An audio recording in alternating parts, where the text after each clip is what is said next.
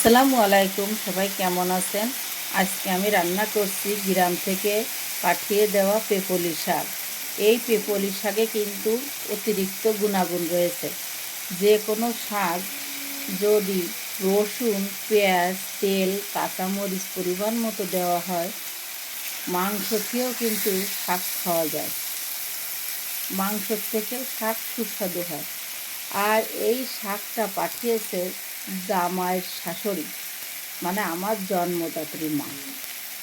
এখানে একটা কথা আছে, আমার আব্বুদের অনেক বাগবাগিচা আছে, সারা জায়গায় পেপলি শাক ভরা, কিন্তু আমার মা এত পরিমাণ পেপলি শাক দিয়েছে জামাইয়ের জন্য যে একবার খেলেই শেষ। সবাইকে জানায় শুভ দুপুরের শুভেচ্ছা।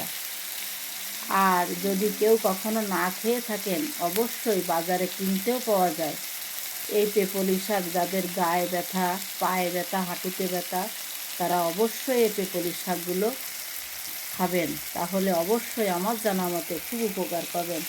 সবাই ভালো থাকবেন। আল্লাহ হাফেজ।